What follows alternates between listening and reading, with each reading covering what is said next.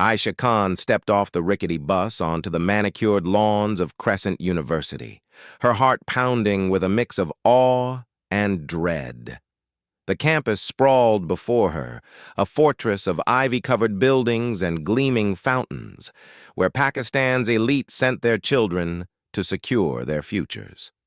Ayesha, a scholarship student from a small village in Punjab, clutched her worn backpack, her long black braid swaying like a pendulum. She'd earned her place through relentless study, scoring perfect marks in the national entrance exam, but the weight of being an outsider pressed against her chest. Her first glimpse of the students confirmed her fears. They moved in packs, their designer bags and confident laughter marking them as a different species. Ayesha's simple shalwar kameez felt like a neon sign screaming, "Village Girl." She overheard a group of girls snicker as she passed, their eyes lingering on her braid, a symbol of her mother's pride, woven with care every morning before she left home. She ignored them, focusing on the dream that had brought her here, a degree in computer science, a ticket out of poverty for her family. By evening, Ayesha found her dorm room, a shared space with a girl named Zara, whose perfume alone cost more than Ayesha's monthly budget. Zara's welcome was polite but cold, her eyes scanning Ayesha's modest belongings with barely concealed pity. As Ayesha unpacked a photo of her parents, their weathered faces beaming with pride, she whispered a promise to herself. She'd prove she belonged. But in the shadows of Crescent's polished halls, something darker was already watching, waiting to test her resolve. The next morning, Ayesha sat in her algorithms class, her notebook filled with meticulous notes. The professor, Dr. Farouk, praised her answer to a complex problem, his voice cutting through the room's murmurs. Ayesha felt a flicker of pride, but it was short-lived. Behind her, a group of students led by Hamza Malik, the university's star cricket player, exchanged smirks. Hamza's family owned half the real estate in Islamabad, and his presence commanded the room like a prince holding court. As class ended, Ayesha felt a sharp tug on her braid. She spun around to find Hamza leaning back in his chair, his grin sharp as a blade. "Careful, village girl," he said, loud enough for others to hear. "That rope on your head might trip someone." The room erupted in laughter, and Ayesha's cheeks burned. She wanted to snap back, but her mother's voice echoed in her mind. "Keep your head down, Beta. Don't give them a reason to hate you." She gathered her books and left, her braid feeling heavier, like a chain anchoring her to her roots. That night, alone in the dorm, Ayesha found a note slipped under her door.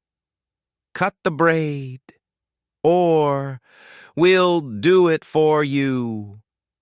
The words, scrawled in red ink, sent a chill down her spine. She checked the lock twice, her fingers trembling as she clutched the photo of her parents. Crescent was supposed to be her sanctuary, but already it felt like a battlefield. She didn't sleep, her mind racing with questions. Who wrote the note? And why did her braid, a piece of her identity, feel like a threat to them? Ayesha woke determined not to let fear define her. She tied her braid tighter, her fingers channeling her mother's strength, and headed to the library to prepare for a coding competition that could earn her a prestigious internship. The library was a haven of quiet, its shelves towering with knowledge she'd dreamed of accessing. But as she worked, she noticed eyes on her, students whispering, phones angled her way. She ignored them, focusing on her code, her fingers flying across the keyboard. At lunch, she sat alone in the cafeteria, her tray of dal and rice a stark contrast to the sushi and salads around her. A girl named Noor, with kind eyes and a hijab, approached her table. "You're Ayesha, right? I saw your answer in algorithms. You're brilliant." Ayesha smiled, warmed by the first genuine kindness she'd encountered. Noor warned her about Hamza's crew, Zara, his girlfriend, and their friends Ali and Sana, who ruled the campus through charm and intimidation. "They don't like people who stand out," Noor said, her voice low. "Especially not scholarship kids." Ayesha's resolve hardened. She wasn't here to blend in, she was here to shine. That evening, she posted her coding project online, earning praise from an anonymous professor's account. But as she walked back to her dorm, she felt the air shift, a group of shadows trailing her in the dimly lit quad. Her braid swung behind her, a silent challenge. She quickened her pace, her heart hammering, knowing that Crescent's beauty masked a danger she was only beginning to understand. It happened in data structures class, 3 weeks into the semester. Ayesha sat in the front row, her focus on the professor's lecture about binary trees. She didn't notice Hamza slip behind her, his movements cloaked by the room's chatter. The first hint was a metallic snip, sharp and close, followed by a collective gasp. Ayesha's hand flew to her head, finding only jagged ends where her braid had been. Black strands littered the floor like spilled ink, and Hamza stood holding her severed braid, his smile triumphant. The room froze, 30 pairs of eyes locked on Ayesha. Zara, Ali, and Sana stood behind Hamza, their phones raised, recording the moment. "Now you look like you belong," Hamza said, tossing the braid onto her desk. Laughter rippled through the room, but it was nervous, uneven. The professor, Dr. Saeed, a man known for avoiding conflict, stammered, Let's continue." Ayesha's vision blurred with tears, but she refused to let them fall. Her braid, her mother's pride, her connection to home, lay butchered before her. She stood, her legs trembling but her voice steady. "This isn't a prank. This is assault." She pulled out her phone, snapping photos of the braid, Hamza's smirk, the complicit students. Dr. Saeed's face reddened. "Ayesha, sit down. You're disrupting class." But she didn't sit. She walked to the front, holding the braid like evidence, and said, "You all saw this. You're witnesses. And I'm not staying silent."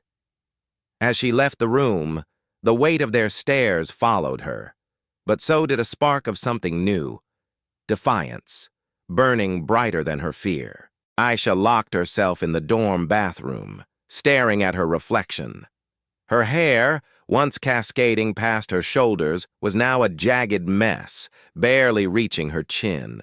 She touched the uneven ends, her mother's voice echoing, "Your hair is your crown, beta."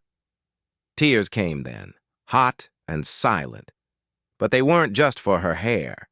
They were for the humiliation, the isolation, the realization that Crescent wasn't a dream. It was a crucible. Zara knocked on the door, her voice dripping with false concern. "Ayesha, it was just a joke. Don't make it a big deal." Ayesha didn't respond. She pulled out her phone and recorded a video, her voice shaking but clear. "This is what they did to me today. They think they can break me because I'm a scholarship student. They're wrong." She sent it to Noor, who promised to share it discreetly with trusted friends. By evening, the video had spread across campus WhatsApp groups, igniting whispers of outrage and support. Ayesha's phone buzzed with a call from her mother, Amna, who'd seen the video through a cousin at the university. "Come home, Beta," Amna pleaded. "This place isn't safe." But Ayesha refused. "If I leave, they win, Ami. I'm staying, and I'm fighting." She hung up, her resolve steeling. She didn't know how, but she'd make Hamza and his crew pay, not just for her hair, but for every student they'd crushed under their privilege. The next morning, Ayesha met Noor in the library, where they pored over university policies on harassment. Noor, a second-year student, had her own scars from Crescent's elite. "They targeted me last year for wearing a hijab," she confided. "Called me a terrorist. I stayed quiet, but you're different, Ayesha. You're not backing down." Together, they drafted a formal complaint to the dean of students, documenting the assault with photos and screenshots of threatening texts Ayesha had received overnight. As they worked, a stranger approached, a third-year student named Bilal, with sharp eyes and a quiet intensity. He'd seen Ayesha's video and recognized Hamza's tactics. "I used to run with his crew," Bilal admitted, "until they turned on me for questioning their pranks. I have something that might help." He handed Ayesha a USB drive. "It's their group chat logs. They plan everything, every humiliation, every cover-up. Use it carefully." Ayesha's heart raced. This was ammunition, but it came with a warning. Bilal's family had been bankrupted after crossing Hamza's father, a powerful politician. That night, Ayesha plugged the USB into her laptop, her dorm room lit only by the screen's glow. The chats revealed a chilling pattern. Hamza's crew targeted scholarship students, orchestrating public humiliations to keep them in their place. Ayesha's braid wasn't random. It was a ritual, a message to every outsider. As she read, a new text arrived. "You're digging your own grave, village girl." She saved it, her fear morphing into fury. The USB was a weapon, and she was learning how to wield it. Ayesha and Noor presented their complaint to Dean Raza, a polished man whose office was adorned with photos of him shaking hands with ministers. He listened with a practiced frown, his fingers steepled. "This is troubling, Ms. Khan," he said, "but these are serious accusations. Do you have proof?" Ayesha slid the USB across his desk, along with printed screenshots of the group chat. His eyes flickered with unease, but his tone remained dismissive. "Teenage pranks escalate sometimes. Let's not ruin futures over a haircut." Ayesha's voice was ice. "It wasn't a prank. It was assault recorded by multiple students, and your policies say assault is grounds for suspension." Dean Raza leaned back, his smile tight. "You're a scholarship student, Ms. Khan. Your position here is precarious. I'd hate for this to jeopardize your funding." The threat hung in the air, naked and ugly. Noor squeezed Ayesha's hand under the table, a silent reminder to stay strong. As they left, Ayesha noticed a photo on the wall. Dean Raza, with Hamza's father at a fundraiser. The pieces clicked. Hamza's impunity wasn't just privilege, it was institutional protection. Outside, Noor whispered, "He's in their pocket. We need to go higher." Ayesha nodded, her mind racing. The USB held more than chat logs. It had emails between faculty and donors, hinting at a deeper conspiracy. The fight was bigger than her hair. It was about dismantling a system that thrived on silence. That evening, Ayesha made a decision that would change everything. She uploaded her video to X, tagging local journalists and student activists. "This is what happens when privilege protects predators," she wrote. By midnight, the post had thousands of likes, retweets, and comments, some calling her brave, others accusing her of exaggerating. The video showed Hamza's smirk, the braid on her desk, Dr. Saeed's inaction.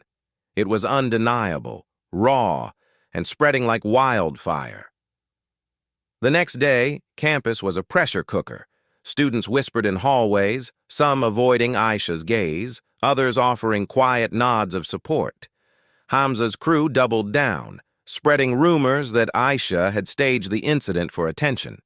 Zara posted a cryptic X status. "Some people will do anything for fame." But the tide was shifting. Ayesha found anonymous notes of encouragement in her locker, one reading, "You're not alone. Keep fighting."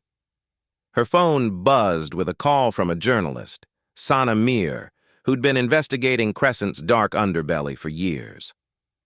"I've seen your video," Sana said. "I think there's more to this. Meet me tomorrow." Ayesha agreed, her heart pounding. The USB burned in her pocket, its secrets heavier with each passing hour. As she walked to her dorm, she noticed a car idling nearby, its tinted windows hiding watchful eyes. The adventure was turning dangerous, but Ayesha was ready to face it. Sanamir met Ayesha in a quiet cafe off campus, her notepad already filled with questions. "Crescent's been untouchable for decades," Sana said, her voice low. "Donors like Hamza's father fund everything. Buildings, scholarships, even faculty salaries. They buy silence." Ayesha handed over copies of the USB's key files. Emails showing Dean Raza approving disciplinary leniency for donors' kids. Records of scholarship students expelled on flimsy grounds. Sana's eyes widened. This could bring them down.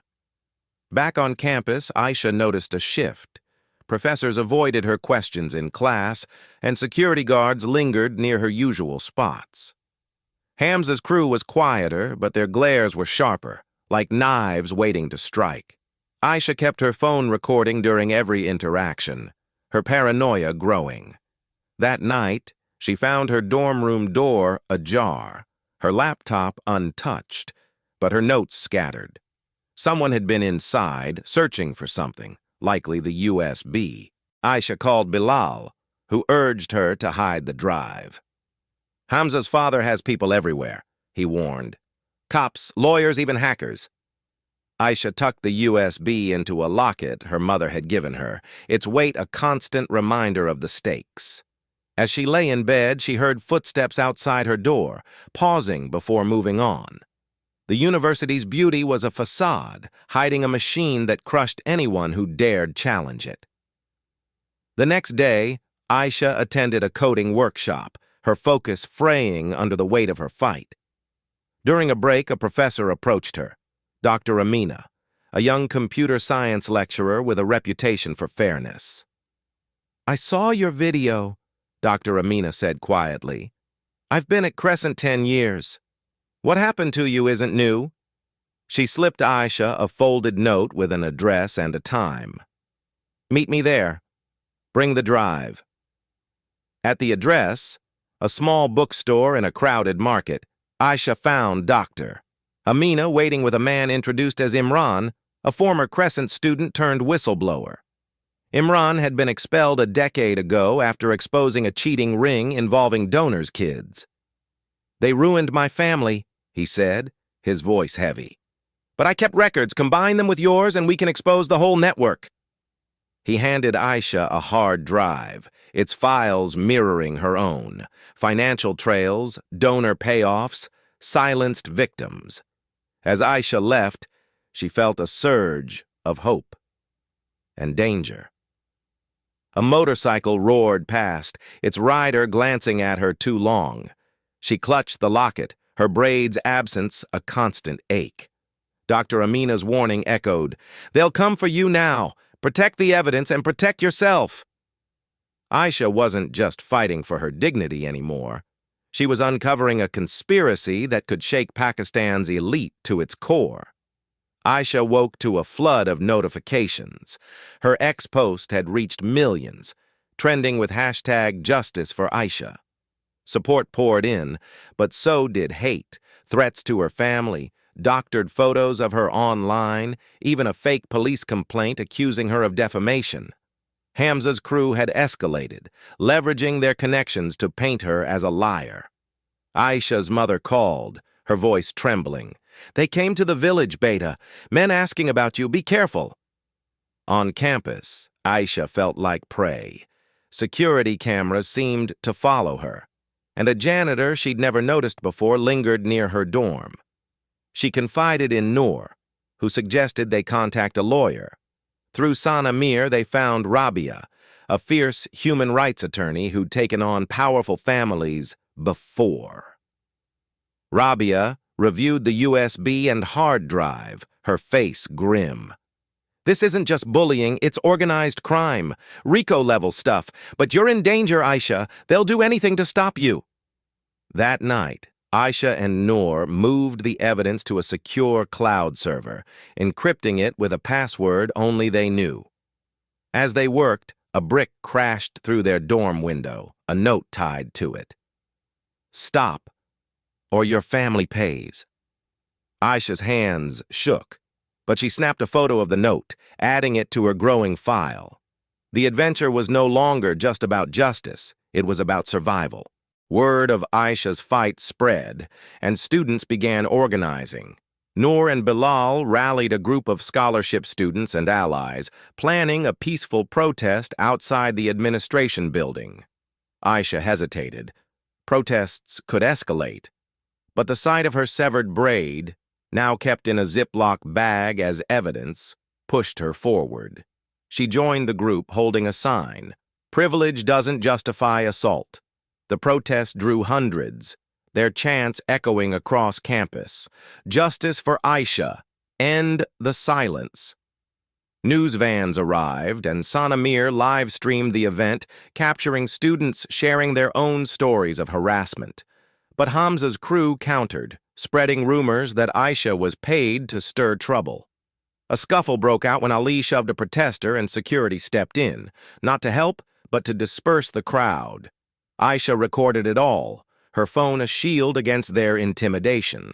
As night fell, Ayesha noticed a familiar face in the crowd, Zara, watching from the edges, her expression unreadable. Was she doubting Hamza's cause? Ayesha didn't have time to wonder. A fire alarm blared, forcing the protesters to scatter. Later, Ayesha learned the alarm was pulled deliberately, a tactic to disrupt their momentum. But the protest had lit a spark, and Crescent's secrets were no longer safe in the dark. Ayesha returned to her dorm to find Zara waiting, her usual confidence replaced by nervous fidgeting. "I didn't know they'd go this far," Zara said, her voice low. "Hamza said it was just a prank, but I recorded everything, even the planning." She handed Ayesha a phone with videos of Hamza's crew plotting the haircut, laughing about teaching the village girl a lesson. Ayesha's heart raced.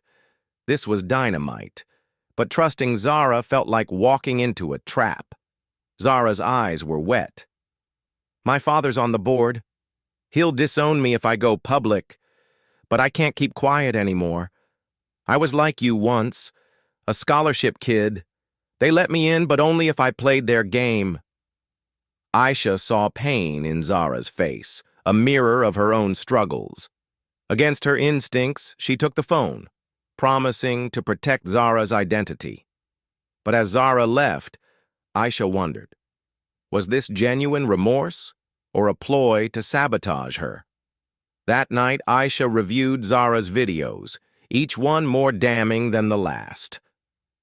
Hamza's voice bragged about his father's influence, Ali joked about bribing security, and Sana mocked Ayesha's village roots. The videos were gold, but they came with a cost. Zara's betrayal could unravel Hamza's crew, but it might also make her a target. Ayesha backed up the files, her resolve hardening. The war was escalating, and she was ready to strike. Rabia arranged a meeting with Crescent's board, demanding action against Hamza and his crew. Ayesha, Noor, and Bilal attended, armed with Zara's videos, the USB, and Imran's hard drive. The boardroom was a fortress of power, its members dripping with wealth and arrogance. Hamza's father, Malik Asif, sat at the head, his glare icy. "You're blowing this out of proportion, Ms. Khan," he said. "Boys will be boys." Ayesha played Zara's videos, the room falling silent as Hamza's voice filled the air. Board members shifted uncomfortably, but Malik's expression didn't waver. "This proves nothing," he said. "Edited footage, desperate lies from a desperate girl." Rabia countered, presenting the USB's emails and financial records. "These show a pattern of covering up assaults for donations. The FIA will be interested." Malik's smile faltered, but he doubled down, threatening to sue Ayesha for defamation. As they left, Ayesha noticed Zara in the hallway, her face pale. "They know it was me," she whispered. "My father's furious."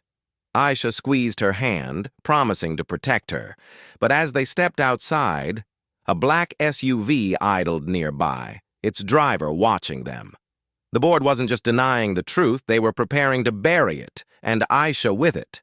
Ayesha's coding skills became her next weapon. With Bilal's help, she hacked into Crescent's internal server, searching for more evidence.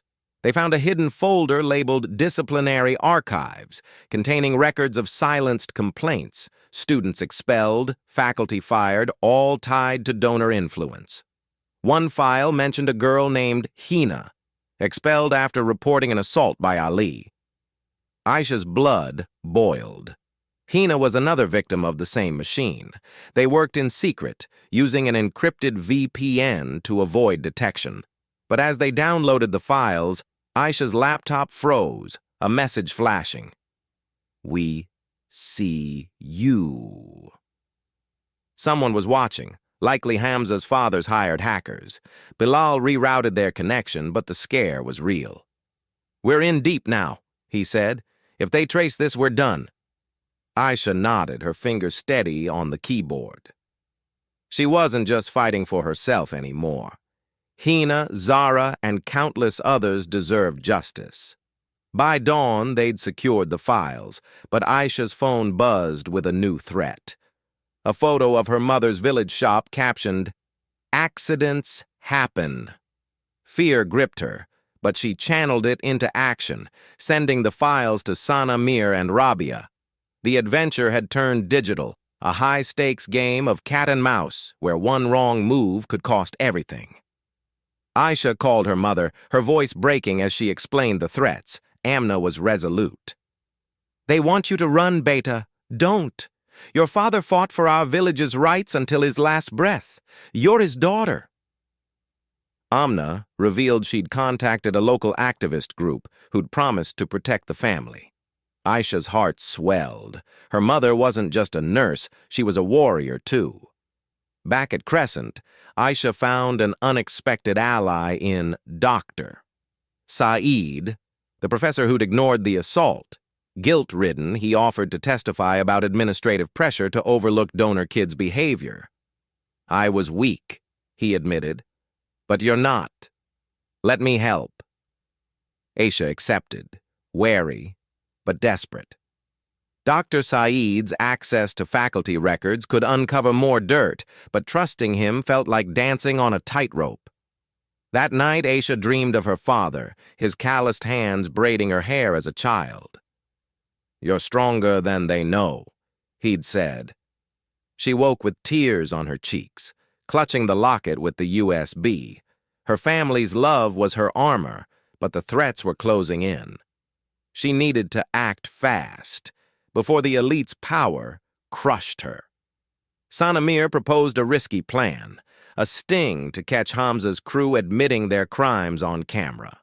Ayesha posed as a repentant student, texting Hamza to meet her in the library, claiming she wanted to settle things. Rabia and Sana set up hidden cameras, while Bilal monitored the feed from a safe distance. Ayesha's heart pounded as she waited, her short hair a constant reminder of what she'd lost and what she was fighting for. Hamza arrived with Ali and Sana, their arrogance palpable. "Ready to apologize, village girl?" Hamza sneered. Ayesha played along, her voice meek. "I just want this to end. Tell me why you did it." Hamza laughed, boasting about targeting scholarship kids to keep Crescent pure. Ali admitted to bribing security, and Sana mocked Zara's betrayal. Every word was recorded, their hubris sealing their fate. As they left, Ayesha's phone buzzed with a warning from Bilal. "Security's coming! Get out now!" She slipped out a side door, her pulse racing as guards swept the library. The sting was a success, but the footage came at a cost. Hamza's father would know she'd outmaneuvered them. The adventure was now a race against time, with the elite's wrath closing in. Sanamir aired the sting footage on her news channel, paired with Ayesha's original video and the USB's evidence. The broadcast went viral, sparking nationwide outrage. Protests erupted outside Crescent, with students and activists demanding accountability. The justice for Ayesha trended globally, and Ayesha's story became a symbol of resistance against elite privilege. Strangers sent messages of support, calling her a hero. But the hate mail grew darker, targeting her family's village. On campus, Hamza's crew vanished, reportedly pulled from classes by their parents. Dean Raza issued a statement denying wrongdoing, but the public wasn't buying it. Ayesha met with Rabia, who revealed the FIA was investigating Malik Asif for corruption tied to Crescent's funds. "You've opened a Pandora's box," Rabia said, "but you need protection. They'll retaliate." Ayesha nodded, her fear tempered by purpose. She wasn't just fighting for herself, she was fighting for every silenced voice. That night, Ayesha received a call from Zara, now in hiding. "They're blaming me for the videos," Zara whispered. "My father's cut me off. Help me, Ayesha." Ayesha promised to connect her with Rabia, but the call ended abruptly, a muffled scream in the background. Ayesha's blood ran cold. Zara was in danger, and she might be next. The stakes were higher than ever, and the adventure was far from over. Ayesha tracked Zara's phone to an abandoned warehouse near campus, using skills from her coding classes. She called Bilal and Noor, forming a small rescue team. Rabia warned against it. Let the police handle it. But Ayesha couldn't wait. Zara had risked everything to help her, and Ayesha owed her. Armed with only their phones and a flashlight, they slipped into the night, the warehouse looming like a fortress of shadows. Inside, they found Zara tied to a chair, her face bruised. Two men, hired muscle likely sent by Malik Asif, stood guard. Ayesha's heart pounded, but she remembered her father's words. "Fear is just a signal to act." Using a distraction, Bilal triggering a car alarm outside, they freed Zara, slipping out before the men noticed. Zara sobbed, clinging to Ayesha. "They wanted the videos deleted. They know everything." As they fled, headlights flashed behind them. A chase ensued, the SUV gaining as Ayesha's group darted through alleys. Noor called Sanamir, who alerted the police. Just as the SUV cornered them, sirens blared, and the pursuers fled. Ayesha held Zara, her own fear mingling with relief. The adventure had turned into a thriller, and every step brought them closer to dismantling Crescent's corrupt heart. The FIA raided Crescent the next morning, armed with warrants based on Ayesha's evidence. Agents stormed the administration building, seizing computers and files. Dean Raza was escorted out in handcuffs, his face ashen.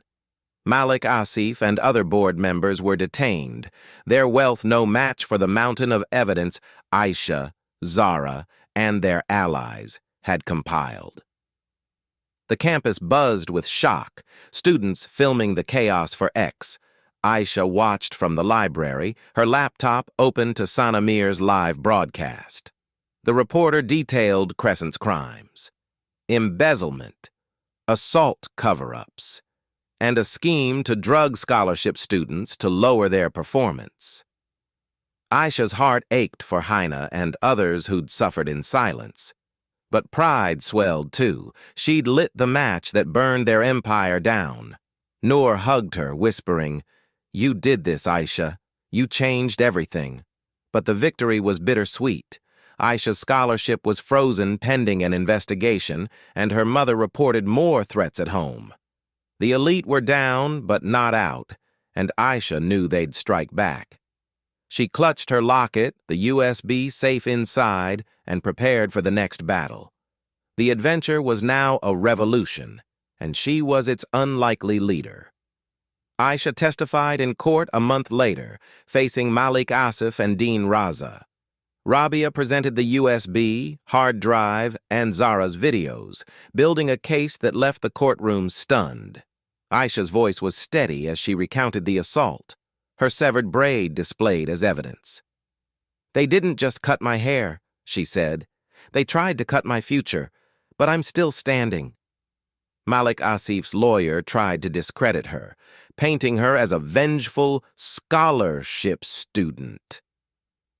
But Zara took the stand, her testimony shattering the defense.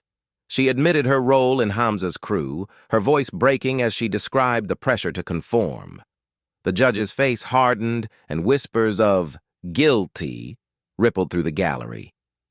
Ayesha's mother sat in the front row, her eyes shining with pride and fear. As the trial adjourned, Hamza approached Ayesha outside, his arrogance gone. "You ruined my life," he spat. Ayesha met his gaze. "You ruined your own. I just held up a mirror." She walked away, her short hair catching the sunlight, a symbol of her survival.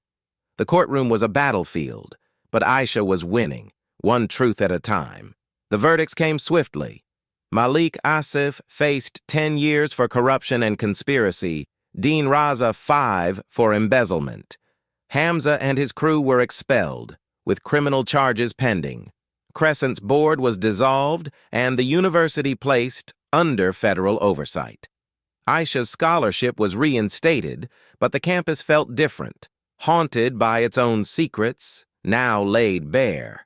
Students began speaking out, inspired by Ayesha's courage. Hina, the expelled student, contacted Ayesha, thanking her for exposing the truth. Together, they started a support group for scholarship students, a safe space to share stories and heal. Zara joined, her own redemption a work in progress.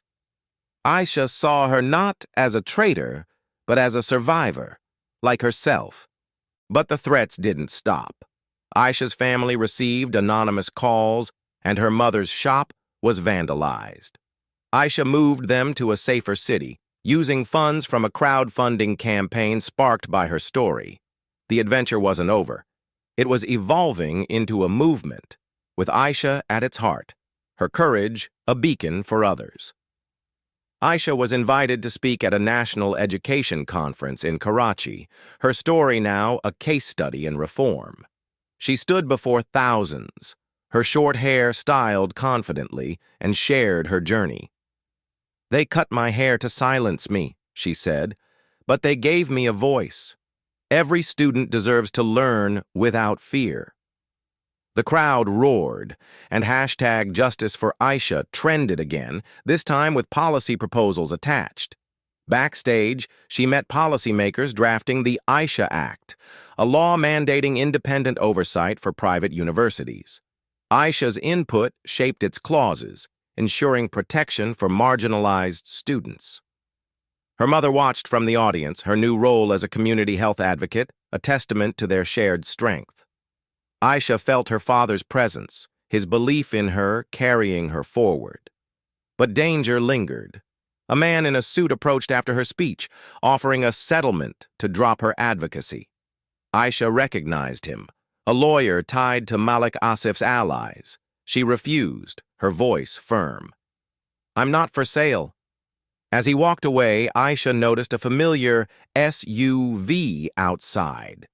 The elite were regrouping, and the fight was far from over. Ayesha received a cryptic email from an anonymous source, hinting at a deeper scandal. Crescent's donor funds were linked to illegal arms deals. The email included a single file, a ledger showing payments to a shell company owned by Malik Asif. Ayesha shared it with Sana Mir, who traced the company to a network of politicians and businessmen. The haircut was just the surface. Crescent was a cog in a criminal machine. With Rabia's help, Ayesha met an FIA agent, Officer Khalid, who'd been investigating Malik Asif for years. "This ledger is the key," Khalid said, "but it's dangerous. People have disappeared for less."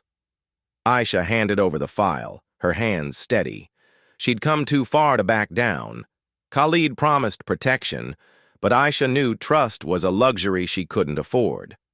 That night, she dreamed of her braid, whole again, weaving itself into a rope that bound Crescent's corrupt elite. She woke with a plan. expose the arms deal on X, using her platform to pressure authorities. The adventure was now global, and Ayesha was ready to take on the world's shadows. Ayesha's X post about the arms deal went viral, drawing international attention. News outlets from BBC to Al Jazeera covered Crescent's scandal, dubbing Ayesha the girl who cut through corruption. Protests spread to other universities, students demanding transparency.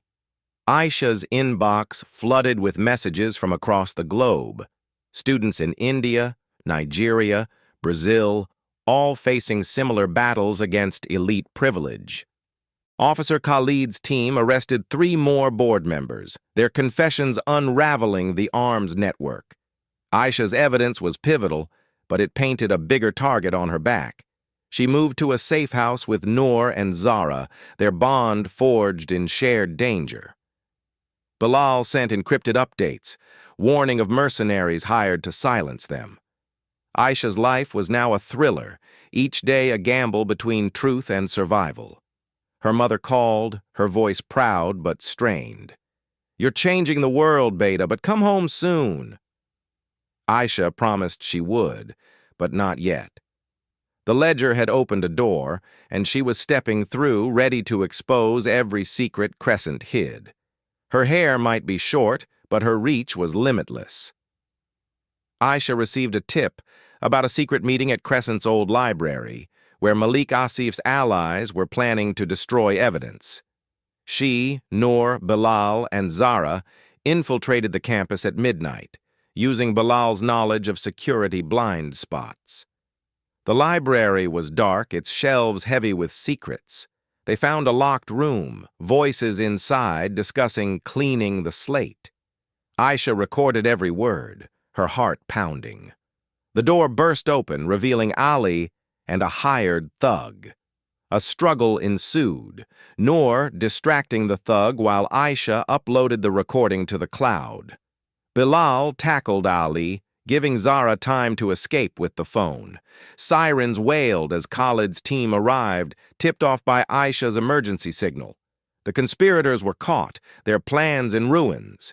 Ayesha's team fled, breathless but triumphant. As they hid in a nearby park, Ayesha hugged her friends, their loyalty her greatest weapon. The recording was live on X within hours, sealing the conspirators' fate. Crescent's legacy was crumbling, and Ayesha's courage had lit the fuse. The adventure was nearing its climax, but the emotional cost was heavy. She'd lost her innocence, but gained a purpose. Crescent was shut down, its assets seized to fund reparations for victims.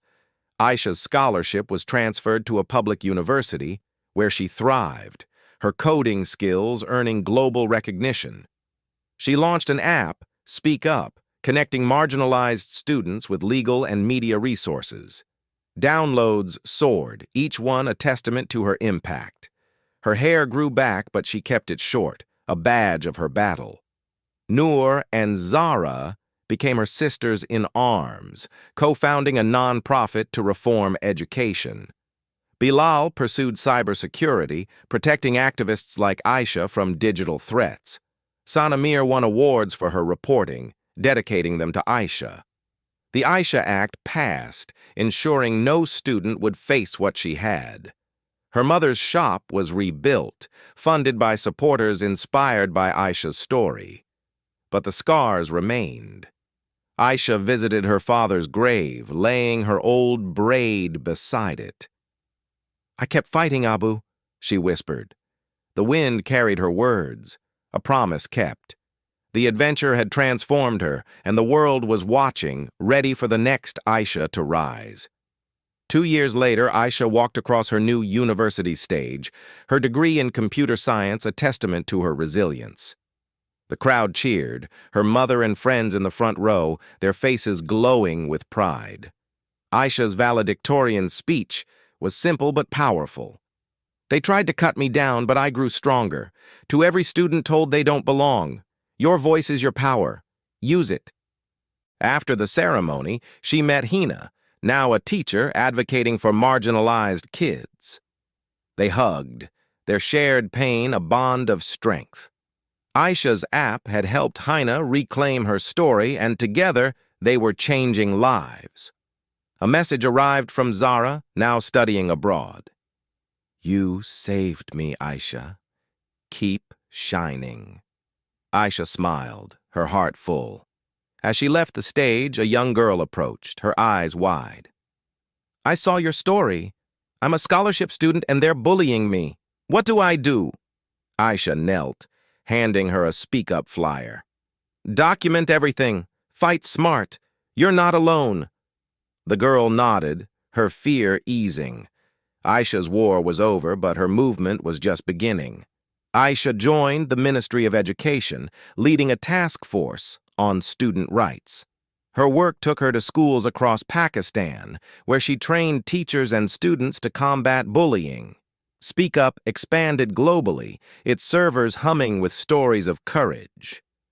Ayesha's name became synonymous with justice, her short hair a symbol of defiance. She never forgot her village, funding a tech lab there with her earnings. Her mother, now a respected advocate, spoke at conferences alongside Ayesha, their bond unbreakable. Noor became a lawyer, Bilal a tech innovator, and Zara a counselor for at-risk youth. Together, they were a force, their friendship forged in Crescent's fire. Ayesha visited Crescent's ruins, now a community center, and felt peace. The elite had fallen, and the future was hers to shape. But late at night, Ayesha sometimes touched her locket, the USB still inside. New threats emerged, corrupt officials, hidden networks. But she was ready. Her adventure had taught her that truth was a blade, and she wielded it with precision. The world was changing, and Ayesha Khan was its architect. Years later, Ayesha stood before the UN, her hair long again, but often worn short, to honor her past. She spoke about education as a human right, her voice carrying the weight of millions who'd found courage through her story. "They cut my hair to break me," she said, "but they gave me a purpose. Let's build a world where no one's silenced." The applause was thunderous, her words echoing in hearts worldwide. Back home, her village named a school after her, its walls painted with murals of her journey.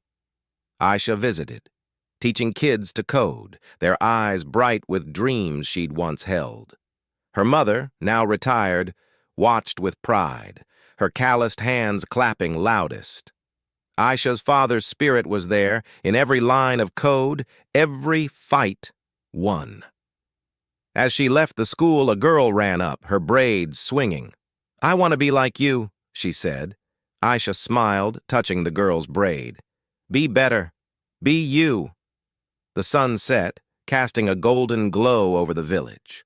Ayesha's war had sparked a movement, and its flame would burn forever, lighting the way for every dreamer daring to fight.